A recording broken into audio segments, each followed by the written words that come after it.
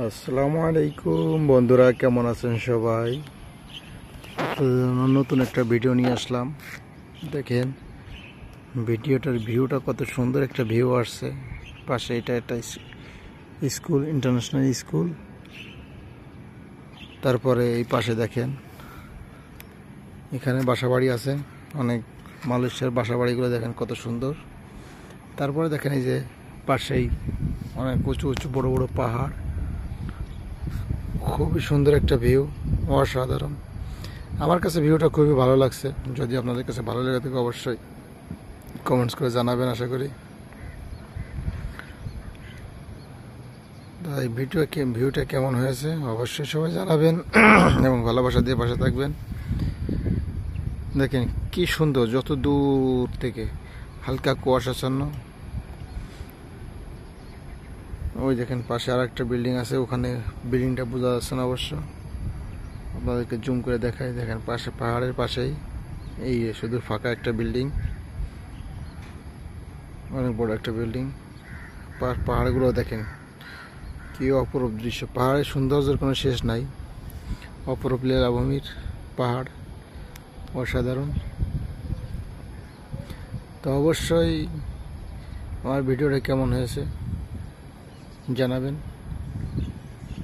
আর এসব যে বাড়িগুলো আপনারা দেখতে পাচ্ছেন, এইসব বাড়িগুলো হচ্ছে চীনাদের বাড়ি।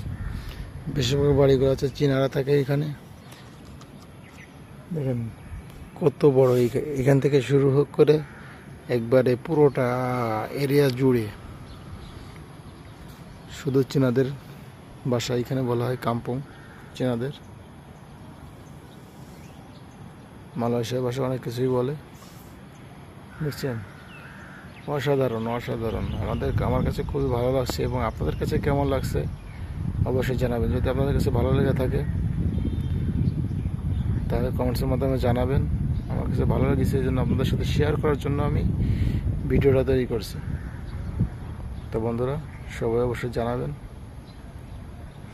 পাহাড়ের দৃশ্যটা দেখেন, মালয়েশিয়ার চারিপাশ থেকে পাহাড়, যেখানেই যাই পাহাড় আছেই। তার চারিপাশ থেকে পাহাড়, পাহাড়ে অপরূপ লীলাভূমি, খুবই সুন্দর। তাই ইনশাল্লাহ সবাই জানাবেন আমার ভিডিওটা কেমন হয়েছে। যদি আপনার ভালো লেগে থাকে অবশ্যই জানাবেন। আবার এই যে দেখেন নিচে, আমি হচ্ছে উপরে আছি, এখানে যে ড্রাগন গাছ আছে, তারপরে মালয়েশিয়ার ভাষায় এই যে রামবোথান গাছ আছে, আমের গাছ আছে। তারপরে আপনার মালয়েশিয়ার যে জাতীয় ফলটা আছে আপনার, সেই ফলের গাছ আছে, দরিয়ানের গাছ। খুবই সুন্দর বন্ধুরা। তা সবাই ভালো থাকবেন, সুস্থ থাকবেন এবং আমার ভিডিওটা কেমন হয়েছে অবশ্যই জানাবেন।